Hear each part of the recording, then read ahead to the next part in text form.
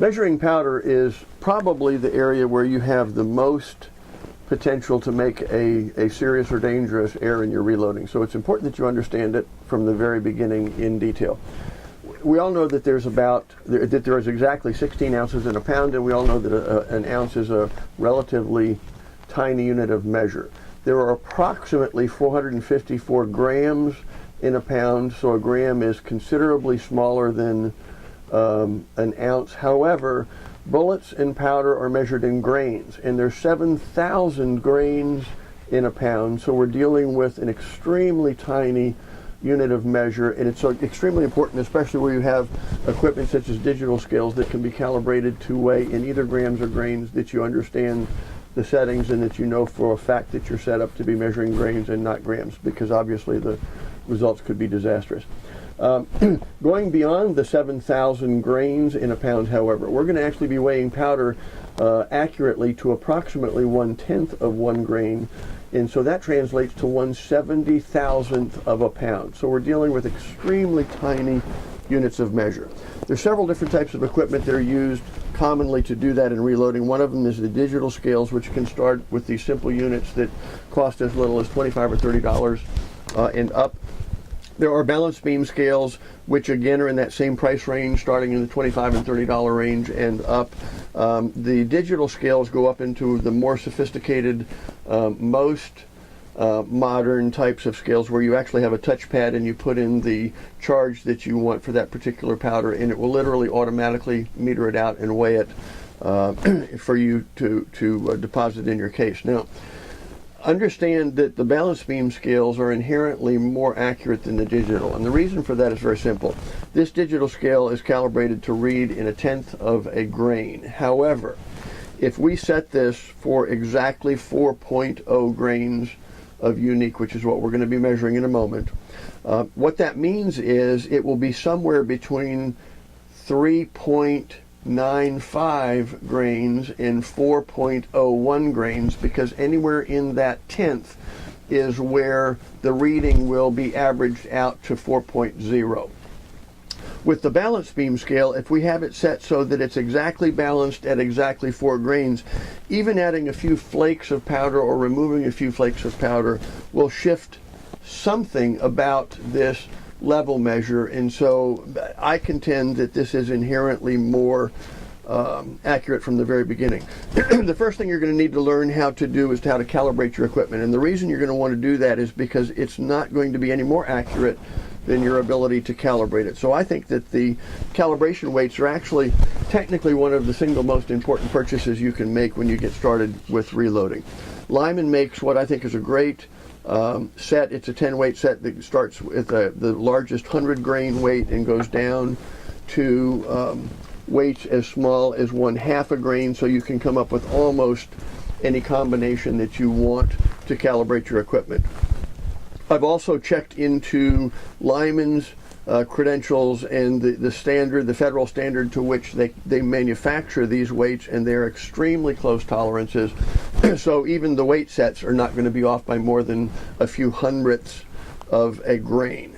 Now, you'll have to follow the instructions for your digital scales on how to calibrate them. In this particular instance, I've already calibrated this using this large weight here. And make sure that you hit a tare button or an equivalent so that you take out the weight of the pan. Right now this is reading exactly 0.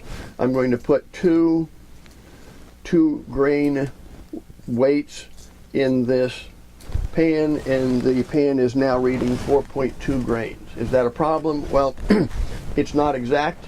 I don't have any way of calibrating this scale further, but it's not a problem because I know that now it's actually saying 4.3 now, it's averaged up. I know that when this scale is reading 4.3, I have approximately 4.0 grains in this pan, and the reason I say approximate is because of that 1/10 of a grain fluctuation that you can have. Now, if I put these same 2 grain weights in the balance beam scale, let's zoom in so that you can see it. The balance beam is going to come up to virtually exactly balanced with the 2 grains of weight. So I know that this, when this says 4 grains, I know this is exactly 4 grains. Now, balance beam scales have adjustments on them that are fairly straightforward. There's a ball here that will measure in 10 grain increments up to 100 grains. It's currently set at 0.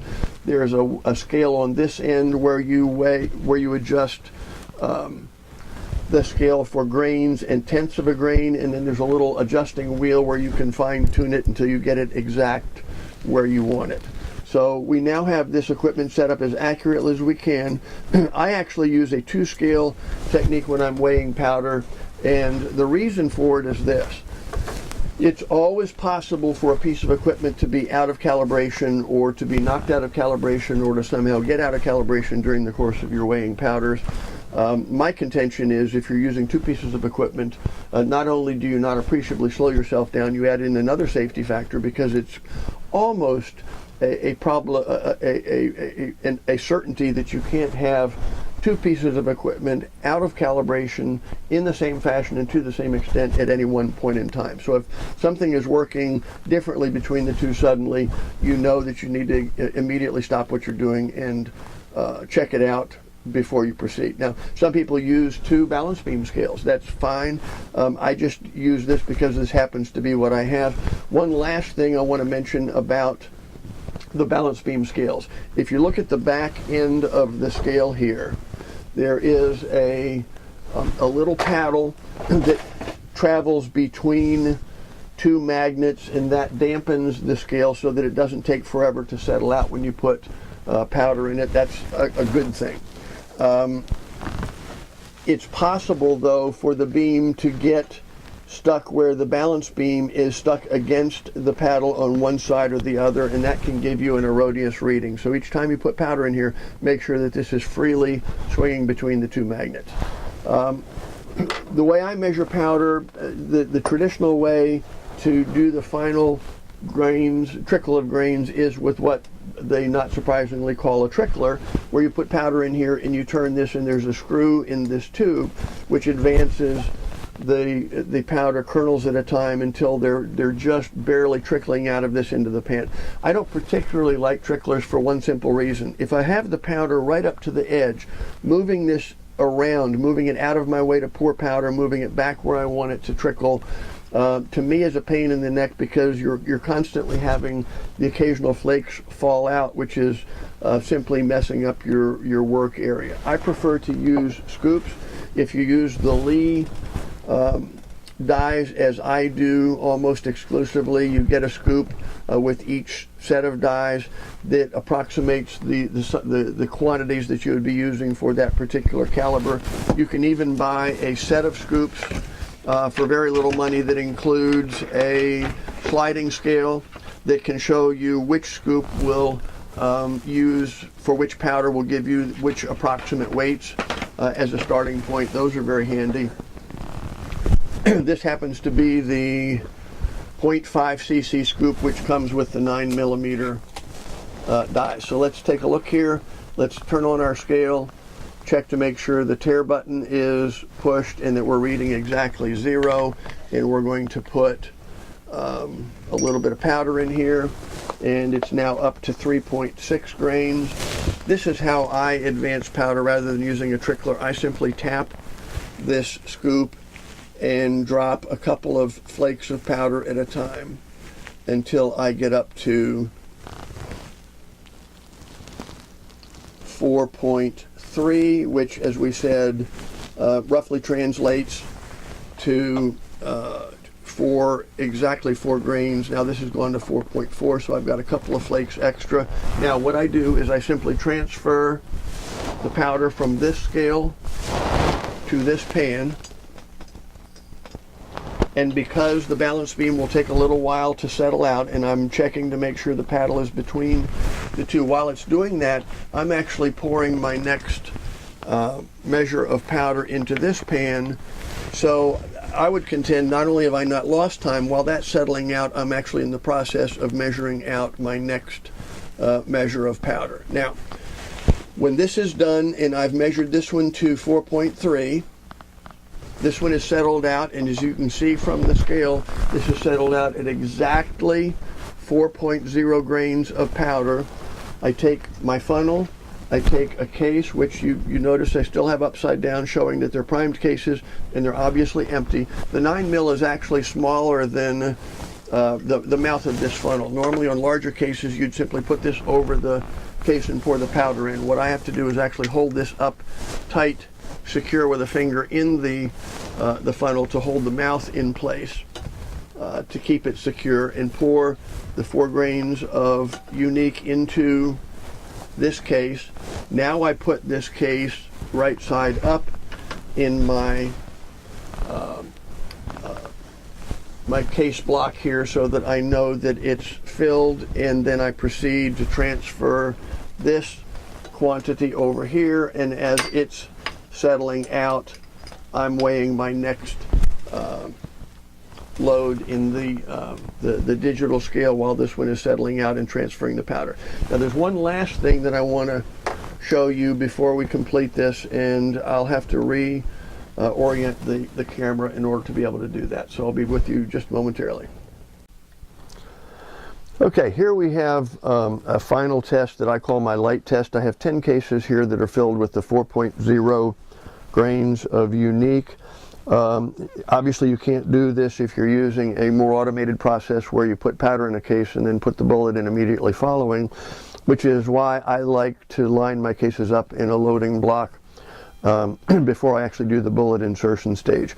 If you take a small flashlight and you simply shine it in each of the cases, you will see visually that there's an extremely uniform level of powder in each of these cases. Now you won't be able to detect with your human eye a tiny change like a tenth or less than a tenth of a grain of difference, but you will absolutely be able to spot gross differences if you're a few grains off, or worst case scenario if you have a double charge in a case. This is absolutely positively the last final check that I do each time when I'm loading, to make absolutely certain that I have a fairly uniform amount of powder in every case. Okay, let's summarize the powder measuring video. You could use digital or balance beam. I believe I've made a good case that the balance beam is the more accurate. Always use calibration weights. I think if of all the equipment you can buy to reload, this is probably one of the single most important that will keep you the safest. And at any point in time you can literally just drop your weights back in either scale to confirm that you're still absolutely very much on the mark. Be absolutely certain that the weights you're using are the ones that are spec'd in the manual, and last but by no means least, make absolutely certain that any equipment you're using is calibrated and set up to be weighing the proper amount. With the reloading balance beam scales, they're virtually all set up for grains. When you're dealing with digital, though, there's the possibility for them to be set up for ounces or grams, and you need to be absolutely certain that you're measuring in grains, especially if you only use digital equipment and you don't validate it with a second piece of equipment that's as foolproof as the balance beam scale is.